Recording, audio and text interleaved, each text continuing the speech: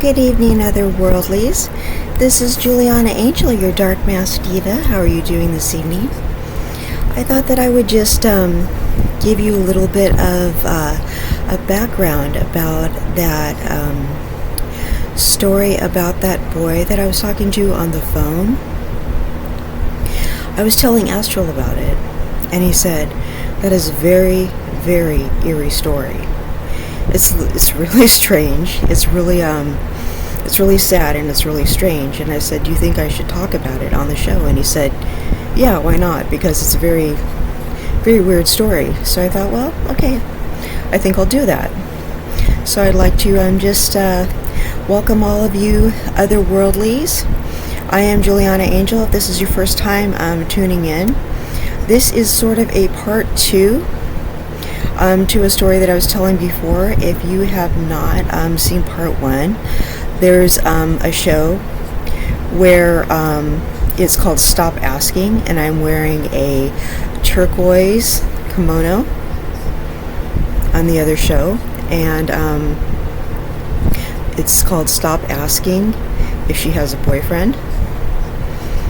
And I was talking about when I was 15 years old, and I was talking to a boy on the phone, and my father made me communicate with him and tell him that I wanted to stop seeing him. And the whole point of the story was that we need to learn to communicate with people instead of expecting them to be mind readers, instead of just expecting them to understand what we mean when we say things. We need to be very direct in our communications, because I think that's where we run into problems. And maybe a lot of people did not understand why I wanted to stop talking to that boy. And part of the reason was because he lived very far away. And another part of the reason was because I was only 15 years old. And this was of course, a long distance situation. But I'm going to give you a little bit of a background. It wasn't really entirely the boy's fault. In fact, it really wasn't his fault at all. It was really more of a situational type thing. But it was actually, there was more of a third party involvement. And I really wish that I would have been more forthcoming. And it was really kind of too heavy for me to really completely tell him the entire thing that was bothering me, and I think that would have been too much for me to actually tell him what the real problem was. But I was able to tell him what part of the problem was, but the rest of it was just that would have been too much of a burden for me to explain as a child what the complete problem was, the situation. But I'm going to back the situation up.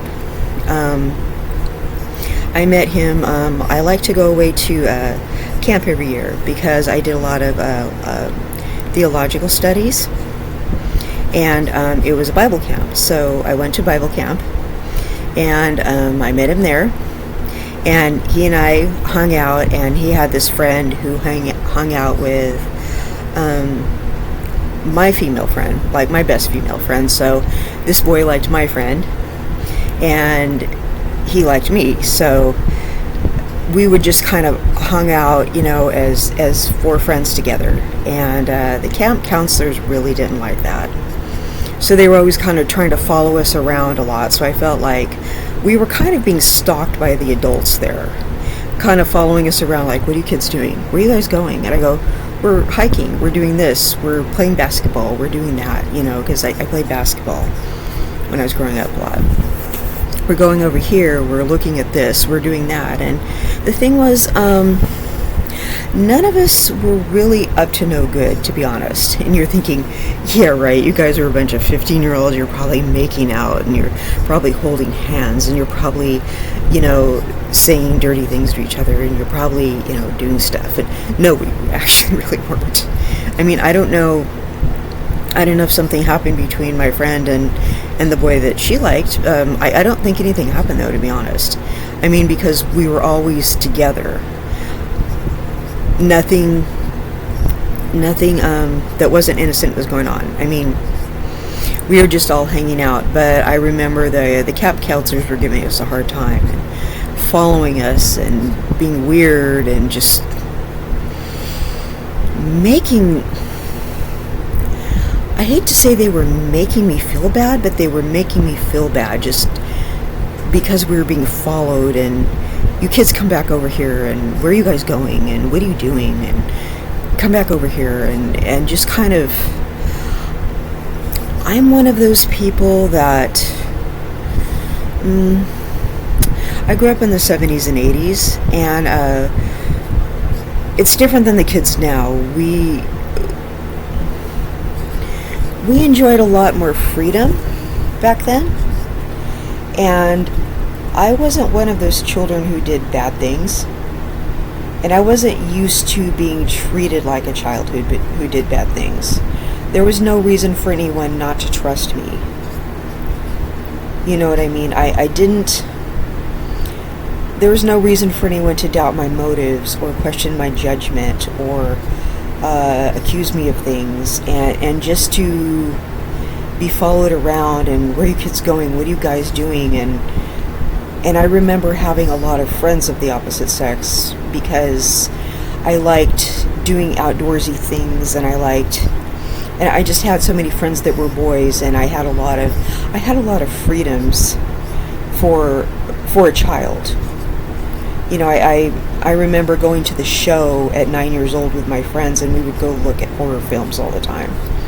That's what I'm talking about. I took an interest in horror films when I was 9, and my friends and I used to go to the show by ourselves. I mean, I think maybe there was an older sibling with us or something, but we would go look at horror films when we were 9. And I remember being around a lot of older people and handling myself, and you know, I lived in sophisticated cities like San Francisco, and I mean, I lived in hoods. I did things that were kind of sophisticated, so I wasn't used to having people following me around and telling me not to do something when there's no reason for them not to, you know, not to trust me, or for them to be giving me a hard time, and when I wasn't doing anything wrong. But they kept following me and this boy and this other boy and my friend around when we were just walking around. And this was at camp. This wasn't even at home. So I didn't understand. And because I had I mean, since daycare, I had a lot of friends who were boys, and I'd also had boyfriends, and it was all very innocent. You know, they would save me a place at the lunch table, a place in line. I mean, and I always liked boys, and I always got along with them. I wasn't the chase and kiss type. You know, I didn't understand why they were being weird and treating this like it was something bad. So maybe there was something I was missing about the situation that I was not understanding. So was there something about this child? Because he really just seemed like a very normal boy. He really just was. He was a good-looking kid. He was nice. He was polite, well-mannered. I did not feel unsafe around him.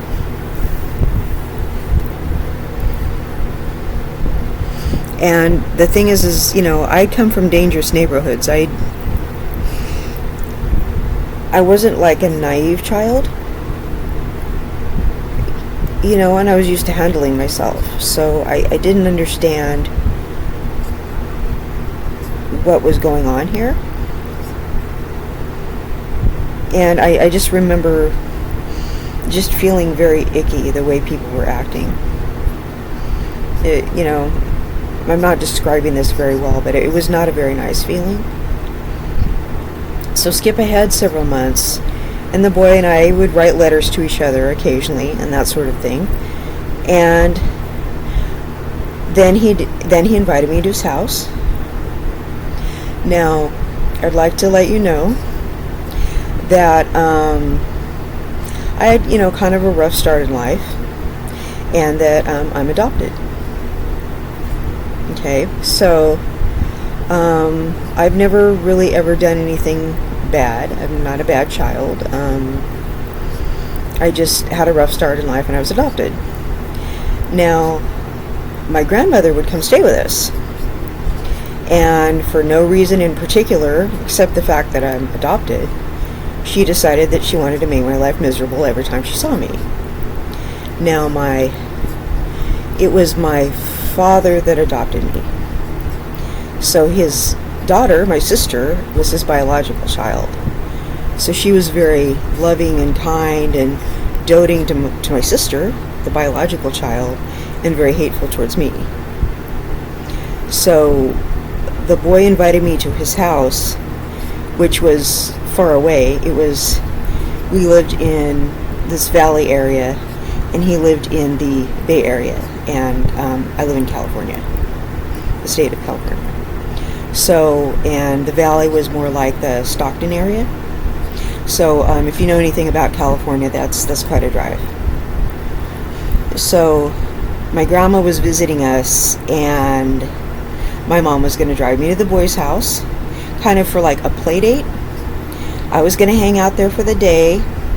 We were going to swim, and then his mom and dad were going to drive us to the mall, and we're going to goof around, and then we're going to catch a movie, and then we're going to come on back and have dinner, and then his mom and dad were going to drive me home.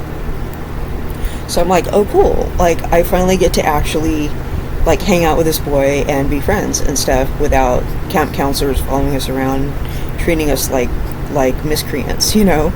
So we finally get to be friends and have fun.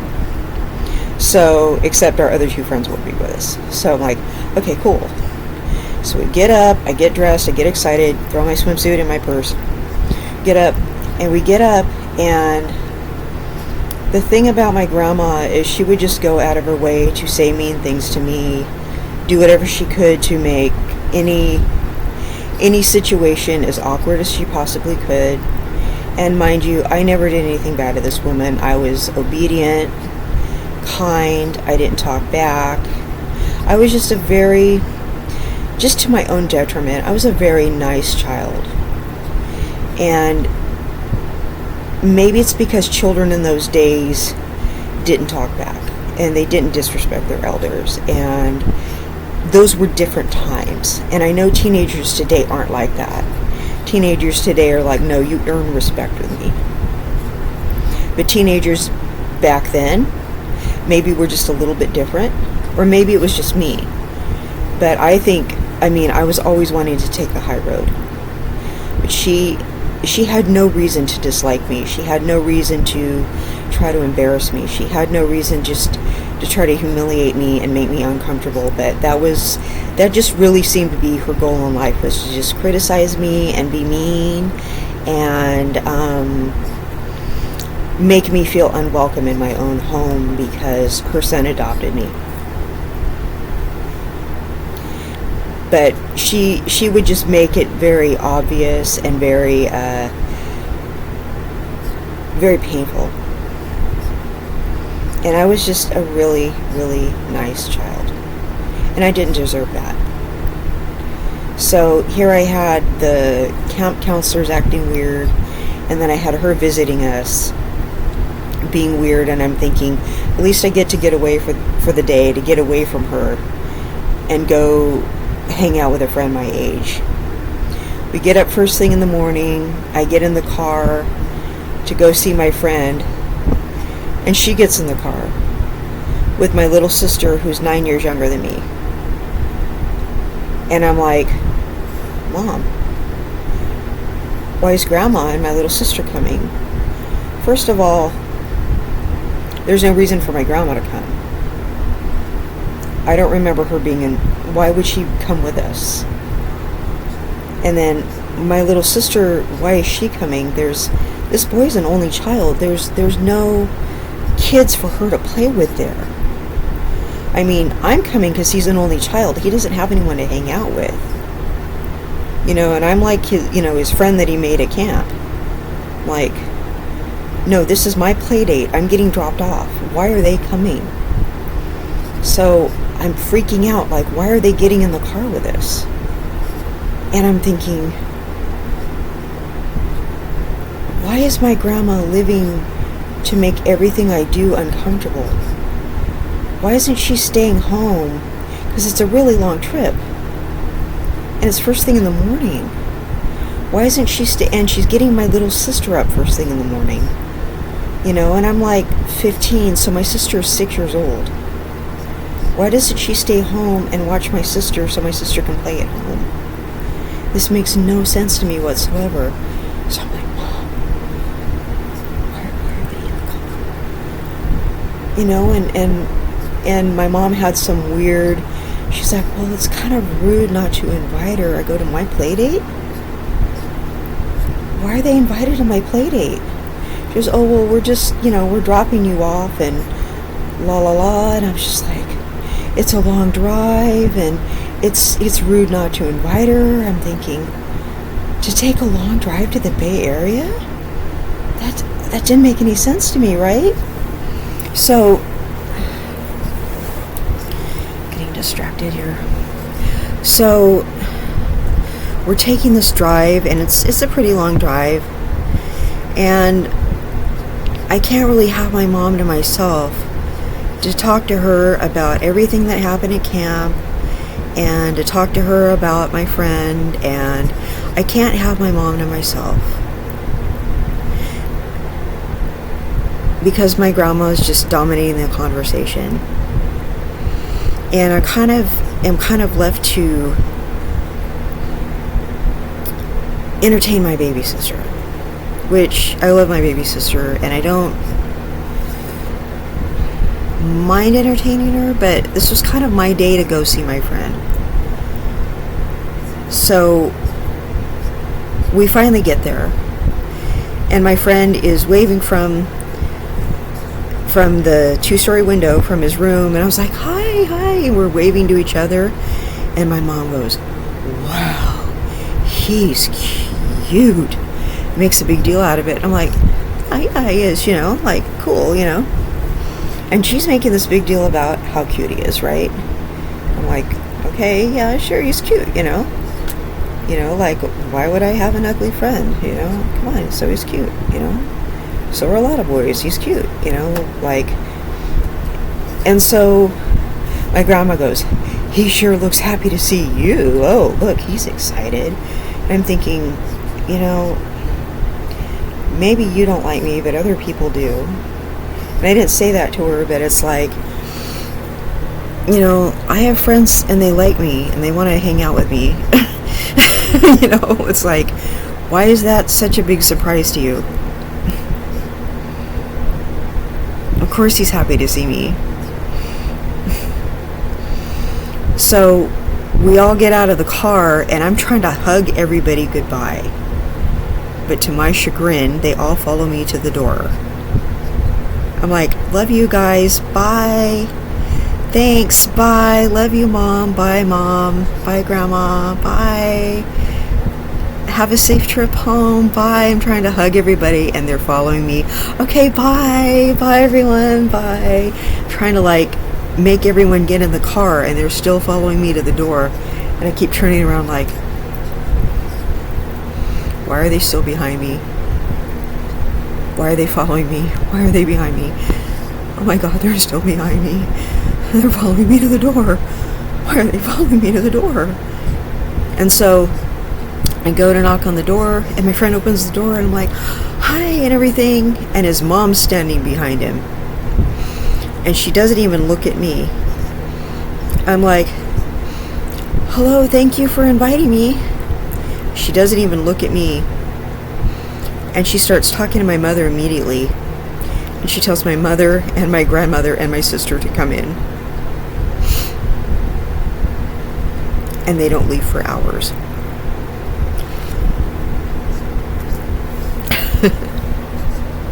So we all come in, and she leads everybody into the backyard. And there's this big luncheon set up. And she insists that everybody stay for lunch. Yeah. So she keeps them sitting there talking for a really long time. So he asks if we can swim. So she actually lets us swim. So I go, because it's really, really hot. It gets really hot here in the summer. We get our suits on, we swim.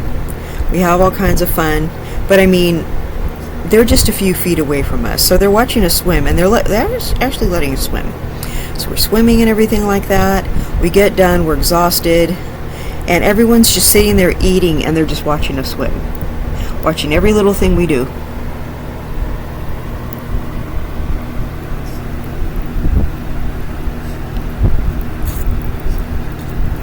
Everybody.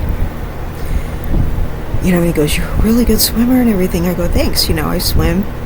I do this, I do that." I'm like, "Well, we didn't get to do that at camp because it was snowing and stuff, you know, but yeah, I swim, you know." So we did all kinds of swimming. Then we were tired of that. We get out.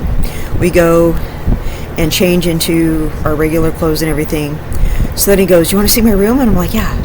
So we go into the house, and he takes me, and he goes, "Here's my desk, here's my TV, and then here's my records," you know, because we listened to records back then. Yeah, I'm old. I go, "Do you watch MTV? Does your parents let you have a computer in your room?" And I'm like asking all these things, and we're not up there for even 5 minutes. I mean, we're up there for like 2 minutes. And she screams his name, "What are you doing up there?" And I mean, it was like, we weren't doing anything. He was just showing me around. I'm like, "Wow, it's nice up here. Your room's bigger than mine." You know, and I'm just making like conversation, right? Now, everybody's been in their friend's room before, right? Everybody. Okay. Like you've all been in your friend's room when you're growing up, right? Like everybody has. She's screaming that, and we're like, he goes, "I'm just showing her around upstairs, Mom." She goes, "Get down here right now." And we're like, "Okay." I go, "I guess we should go downstairs." And he goes, "Yeah, I think we should." "Okay, well, let's just go downstairs." So we're just kind of looking at each other like, whoa, we just got yelled at, you know? So we go downstairs. So we go downstairs, and we're downstairs, and we're eating and everything, and this woman would not even look at me. This whole time she's talking to my mom and talking to my mom and talking to my mom, and she won't be quiet. And she's just like nervously talking to my mom, just going on and on and on and on and on. And I'll tell you something about my mom. My mom can talk. If you think I can talk, I'm just telling my story, okay? You know, and I have to keep talking because I'm the only one here, but my mom can talk. She can just go on and on and on and on. But this lady was going on and on and on, and I'm just like, why won't my mom excuse herself and leave? She's supposed to drop me off. She was not supposed to stay here. This is weird. Is my mom afraid to leave me here? Like, why won't she go? And I'm thinking, I know what it is. Grandma won't leave. Because Grandma's just, this is another one of Grandma's ploys to ruin my life. And you're thinking, you're just being a dramatic teenage girl. But I'm thinking, well, you know, it's plausible, right? It's plausible. So I'm like, okay. So I'm thinking, by then they've been here for hours. So I said, well, we've eaten, we swam. I tried to look at your room, and that, we couldn't do that. And he goes, I'm really sorry about that. And I'm like, we weren't doing anything wrong. And he goes, I know. We never are. And he goes, well, let me show you around the neighborhood. And I was like, okay. So we go to the fence, and he opens the log to the fence. He goes, Mom, we're going to take a walk around the block. Be right back. We walk out the fence. We're not, the sidewalk squares? We're not 3 squares down the block. We turn around and we hear footsteps behind us. His mother, my grandma, and my sister are right behind us, following us. We turn around and we just look at each other, and they're right behind us. I mean, you know how during the pandemic we have that like 6-foot rule thing? Okay, they're like maybe 12 feet behind us, maybe. And they're following us. And it was like the weirdest thing. Now, I'm going to let you know, he's not somebody famous. Okay? He's just a regular person. So it's not like he's not somebody you can't let out of your sight. He's just a regular kid. I'm not famous. And I'm used to having a lot of freedom. I'm not used to being accused of things. I'm not used to being followed. Well, I have had a stalker before. But I'm not used to this kind of nonsense at all. This was weird. Like, seriously weird. They're following us. So we walk all the way around the block. They follow us the entire time. So my little sister catches up to us, and I kind of take her hand, and I go, hey, do you have any idea what's going on? She goes, I'm bored. I go, I know you are. And I go, he doesn't have any brothers and sisters for you to play with. And she goes, I don't want to be here. I go, well, I'm not saying this to be mean or anything, but you're not supposed to be here. I go, Grandma's not supposed to be here. I go, I don't understand why. I go, Mom was supposed to take me and drop me off and then go home. I go, there was no reason for you and Grandma to come with us. I go, Mom was supposed to drop me off and then leave. I go, do you know what this is? And she goes, what? I go, this is a play date. You know when you get dropped off at your friends? I go, you know when I walk you down the street and drop you off at your friends and I leave? She goes, yeah. I go, that's what this is supposed to be. Except I'm a big kid. She goes, oh. And I go, yeah. I go, this is a play date. And I go, so you and Grandma aren't supposed to be here. And I go, and I don't mean that in a mean way or anything. She goes, well, I don't want to be here. And I go, no, I get it. I go, so that wasn't meant to hurt your feelings or anything. I go, because there's no one here for you to play with. She goes, this is boring. And I go, I know, because there's no one here for you to play with. So I wasn't like saying it to be mean to her or anything. I was just like, we were all on this, all 3 of us kids were on the same page that she didn't belong there. She didn't want to be there. And we were like, we don't have anyone for you to play with. And he goes, I don't have any brothers and sisters. And he goes, and I don't have any toys for you. And he was like, he goes, I didn't think you were going to be here. And I go, I didn't think she was either, And we were like, I was trying not to say it to be mean and make her cry and stuff like that. But I was just getting to the point where, why are they doing this to us? This is just really the most bizarre thing ever. So I go, it's Grandma. I go, Grandma is just doing this to make sure I have a bad day. That's what this is. And my sister goes, no. Grandma keeps telling Mom that we should leave. I go, are you serious? Grandma told Mom it's time to leave? She goes, yeah. Grandma kept saying, it's time to leave. It's time to leave. We really should leave. And she keeps telling Mom, and Mom is getting really uncomfortable, and like Mom looks nervous, and Grandma keeps saying it's time to leave. And I said, I bet if you go over there and you say that you don't feel well and you cry or something, I go, you won't get a spanking because Grandma's here.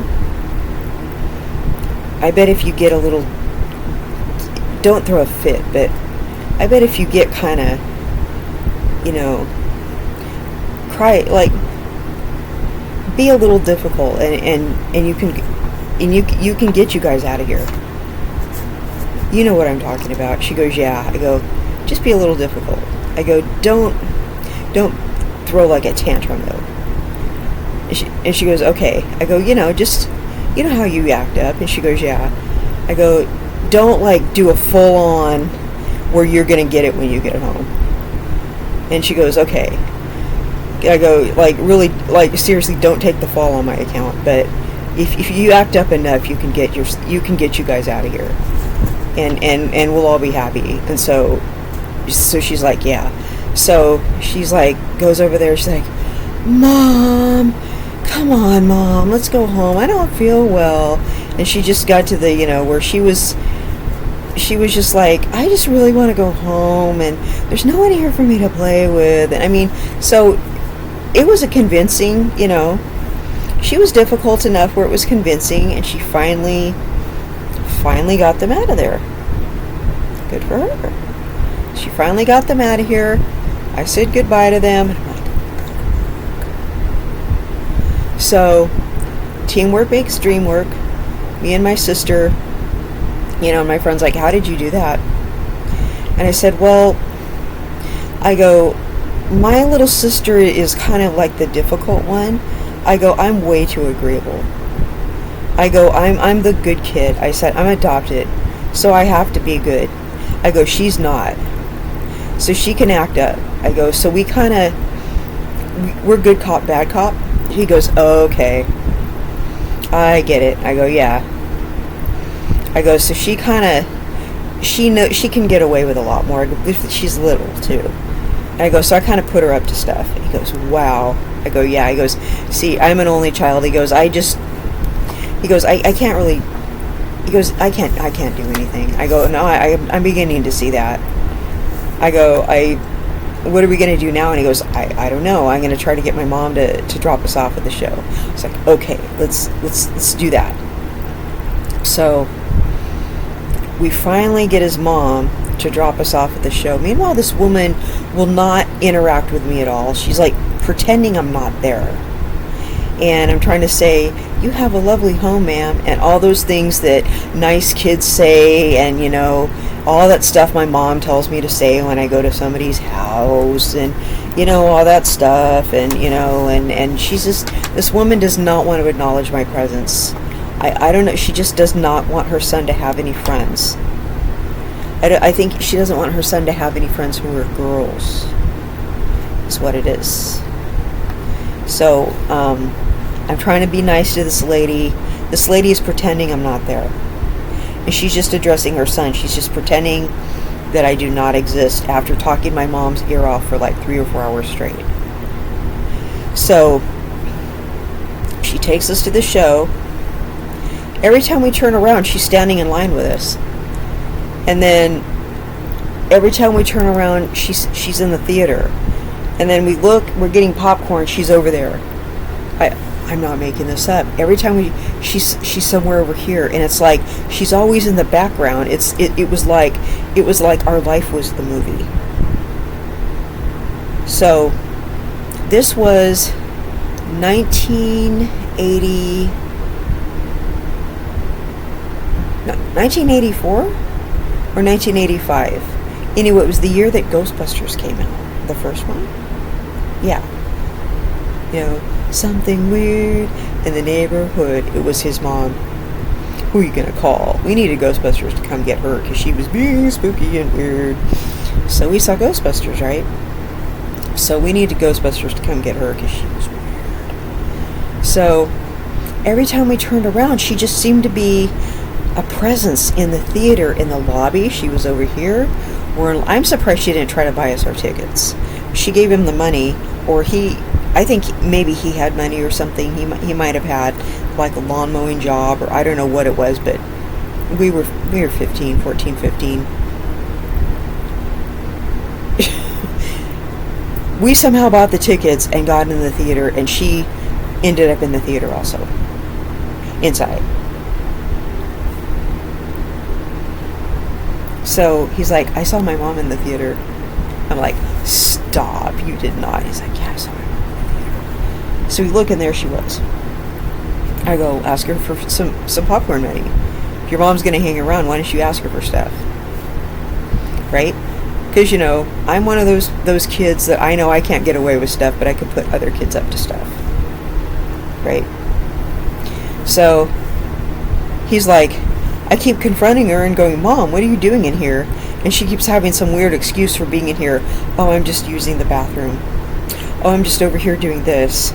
Oh, I think I saw someone I knew. And she always had these weird, and he goes, and I keep seeing her in different parts of the theater. Oh, I was over here doing this. I go, so then we go into the theater. We sit down and we start watching the show. Now, mind you, he doesn't try to, I think he put his arm over the back of the seat, but he's not trying to, like, you know, cop a feel. He's not trying to kiss me. He's not trying to touch my hair. He's not trying to make out with me. He's not trying to do anything, okay? Very innocent. 2 children sitting in a theater. He's not doing anything.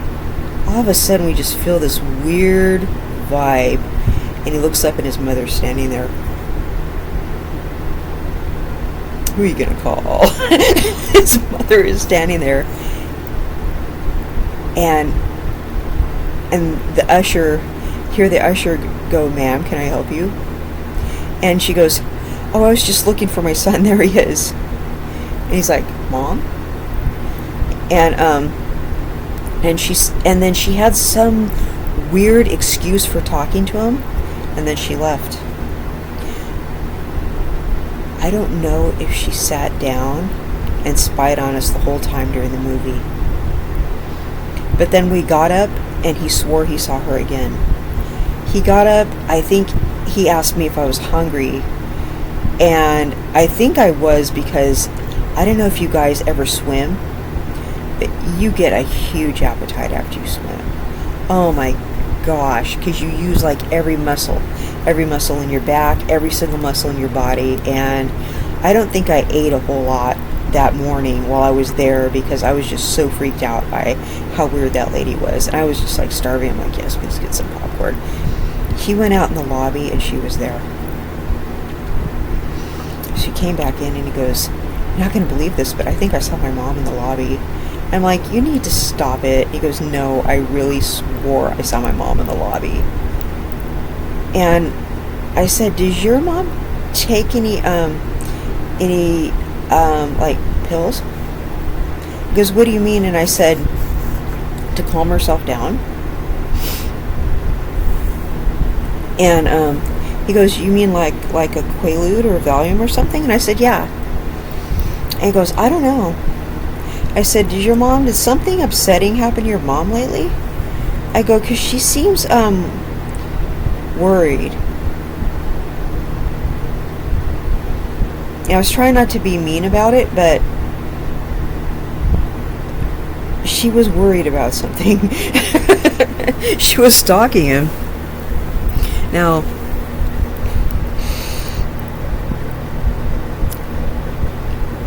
she had like some serious separation anxiety. Like, she didn't want to leave her son out of her sight. And I would hate to think I was some kind of culprit. Like, I wasn't doing anything to scare her. I wasn't touching him. I wasn't giggling. I wasn't flirting with him. Because I wasn't really like, I wasn't really crushing on him too bad. He was a really cute boy too, but I wasn't like crushing on him. I was like, because I had so many friends who were boys, that I wasn't boy crazy. I was like, I was comfortable around him, so I wasn't like weird. You know what I mean? There was no reason for me to make the lady nervous, is what I'm trying to say. I was just like a nice little girl.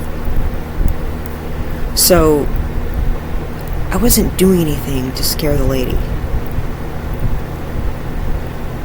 I was just kind of like a really well-mannered kid.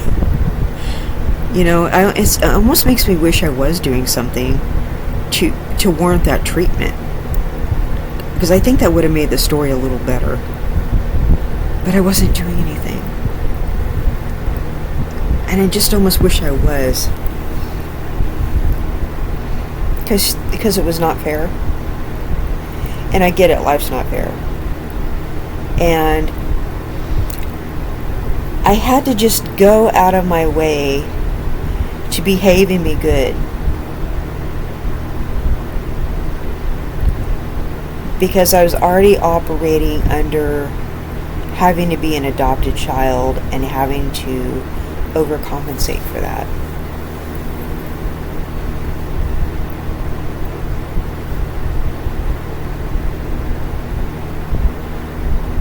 You know what I mean? So, you know when you were rescued from a bad situation, you mind your P's and Q's. So I was just always used to doing that. And it's sad because I was never doing anything wrong. I was just going out of my way to be good, and this lady was just being weird. And I never did anything wrong. And she was just following her son and constantly spying on him. And I think it had more to do with she didn't trust him. But she wouldn't really acknowledge the fact that I was there, which was very dehumanizing. Because I was already being mistreated by my adoptive grandmother. And she was so creepy, she was scaring my grandmother off. So if that gives you any indication how really truly scary this situation was. And I'm a kid going, why am I being so good and these adults are so bad? I'm doing everything right. And the boy's not doing anything wrong either. The boy and I are behaving. We are being so good. We are not saying bad words. We're not talking about inappropriate stuff. Okay, look at the kids today. This boy and I are not talking about inappropriate stuff at all. You would think that we were like some Puritan kids or something by the stuff that we're not saying one single thing that is out of line at all. I mean, it was just like really, really sad that was happening to us.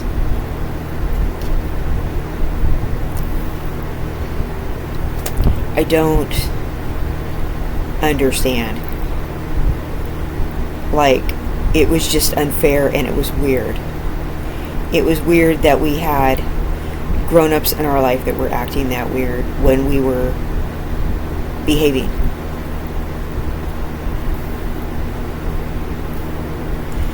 So, we watch the movie, we get out of the movie, and she's walking around. He goes to call her to pick us up, and she's right there in his face before he can even pick the phone up. And he goes, "Mom, what are you doing here?" And she goes, "Oh, well, I decided to catch a movie." He goes, "What did you see?" And she mentioned some movie, and he goes, "That's not even playing."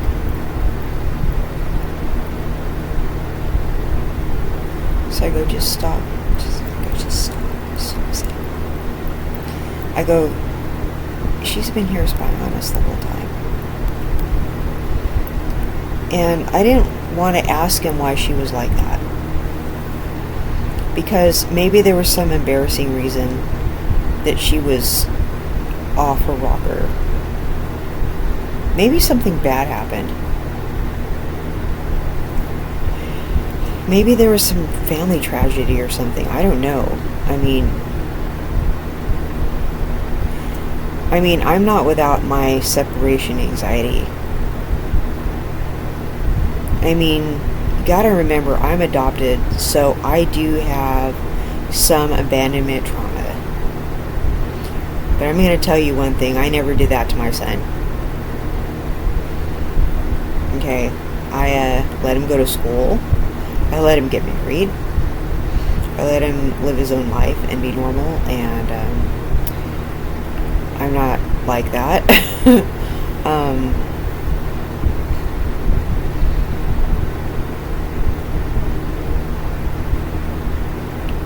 There didn't really seem to be anything wrong with that boy, why he couldn't be alone and have a friend. Because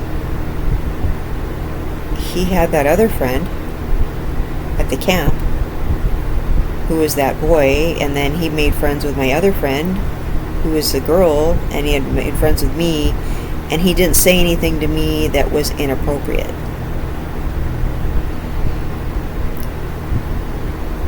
But fast forward, let's see, wait, I don't want to skip anything.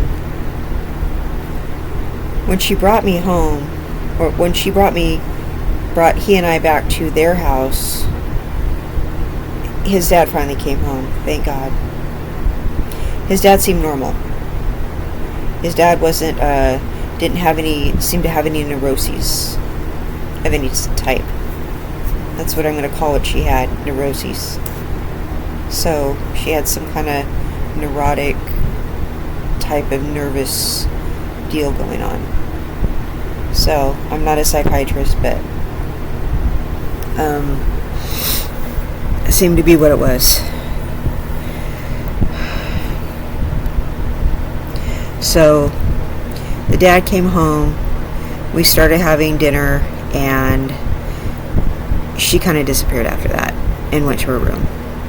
Hopefully just to lie down or whatever, and hopefully she had like a Valium or a Quaalude, or hopefully she had something to help her out. I really hope so. So his dad was really nice. He was cool. I'm just like, oh, thank God he's normal. Thank God. So I talked to his dad, and and asked him how his day went, and talked about the movie, and said we went for a swim and a walk, and talked about our day, and like had a normal conversation, and talked about what we did at camp when we met, and had a normal conversation. His dad just kept nodding and smiling at me, like, goes, "You're a nice young lady. You're really nice." He kept smiling and nodding at me. Just kind of like his dad was a normal dude, and he was making me feel welcome in his home. And he didn't come out and say, "I'm so sorry my wife is batshit crazy, honey." But his face said that. So I can kind of tell that he kind of felt like he probably wanted to say that, and he made me feel better. And he drove me home, and of course the son came with us, and it took them a long time to find their way back to our city. And it was at night. This was like, this is the 80s, okay? So this was like way before Google Maps or anything like that, and it's easy to get lost. And I didn't know the way back either. So it was a heck of a time for them to try to find their way back. And it was a disaster, and it was scary, and it was nighttime. And it's California traffic. And it was awful. And I just thought, this is like the biggest nightmare ever. And after that, he was always calling me, and always calling me, and always calling me. And I'm thinking, he's really nice, But he really likes me, like he likes me. And then he started getting like super intense, like he would write me these love letters, and I get it and stuff. Like, I understood the letters and stuff like that because I was reading at an advanced level and I knew exactly what that stuff meant. And I was kind of, like my dad said, he goes, "You know so many boys, why don't you just date somebody from your school?" Like I said in my other video. I'm like, yeah. And he goes, "Why don't you date your old boyfriend Tom?"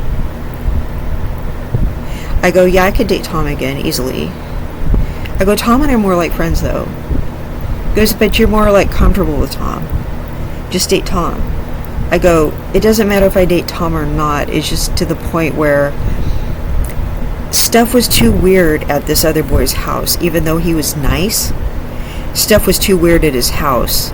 And just the fact that he likes me so much, just despite all the weird stuff that happened in his house, it was more like all that weird stuff happened in his house, and his mom was so weird. So it was more like his mom being weird. And I wonder what his mom's problem was.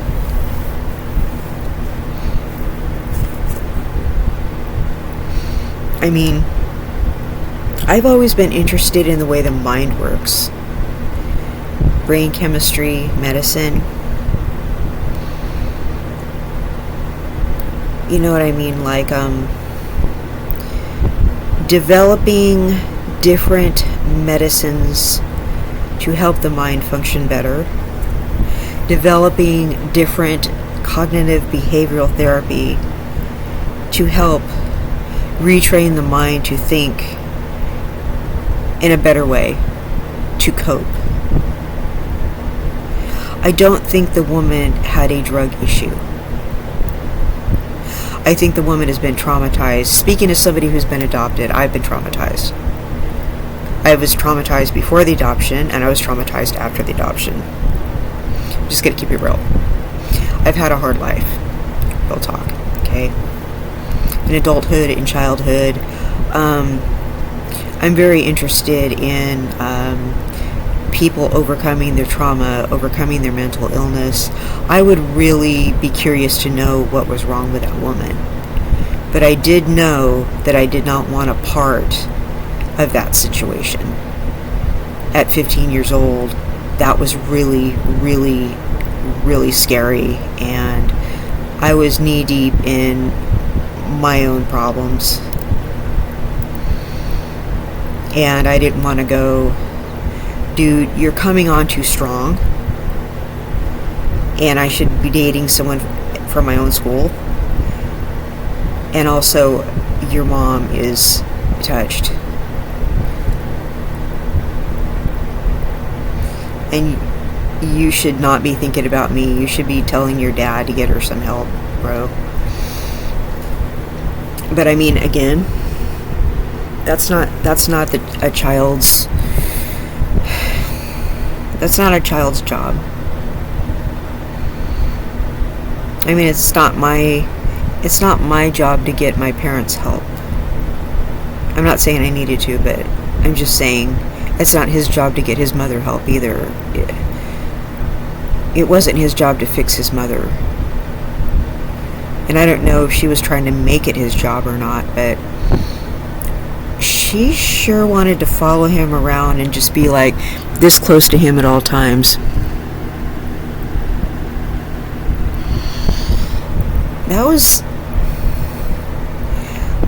What was that about? Because he did not seem, there didn't seem anything wrong with him.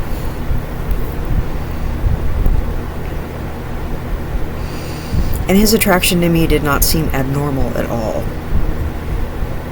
He wasn't being perverted towards me. He wasn't saying anything weird to me. He just really, really seemed to like me. But he's a boy and he liked a girl. That's not abnormal. Maybe it is nowadays.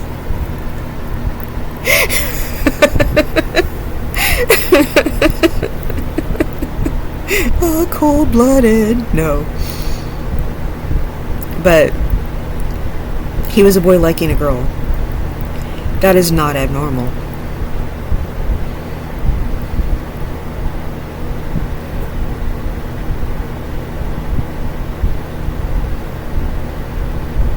And he wasn't saying anything inappropriate. He was coming on strong there towards the end, and I had to put a cap on it. I had to make him stop.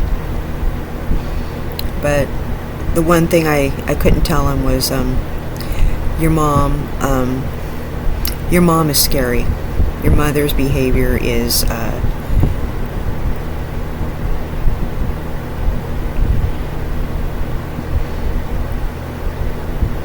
your mother's behavior is going to get in the way of your future relationships. And I've had situations where I've told men, if your mother is rude to me, you need to grow a pair and tell her to stop. Because I'm not going to tolerate that. And that's one of the reasons, actually. One of the reasons is because my grandma was hell-bent on tormenting me. So I wasn't going to have another matriarch tormenting me.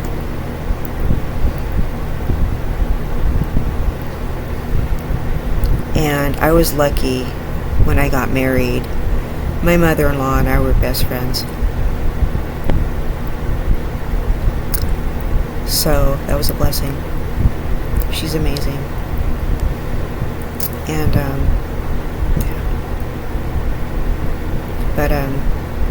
yeah, I wonder if this boy ever tried to get married and his mother made problems. I wonder. I hope he's okay. But that's one of the reasons that I didn't tell him that I didn't really want to talk to him anymore.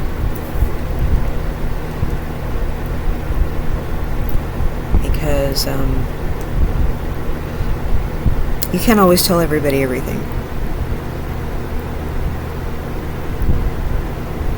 So I hope this wasn't too long and drawn out and boring, but if you have an overbearing mother or grandmother or whatever, do not let that get out of hand. Because if you have a young lady in your life, don't somebody nice. She's not going to be down with it. She's really not. Who's going to put up with that? Not me. And I'm pretty sure I'm not the only one. I'm not that special. I'm not the only one who's going to draw the line here. I mean, maybe it's because I've just been through so much. I'm just like,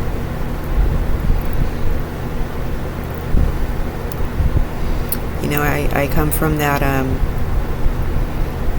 generation of people who had to take a lot of crap because I came from struggle, and I'm just absolutely, I'm not gonna put up with that kind of treatment. And I don't know what that woman's burden was. So anyway, that's the story with the boy, and I don't want to give you any personal information about him, and I hope his life turned out okay. I really do.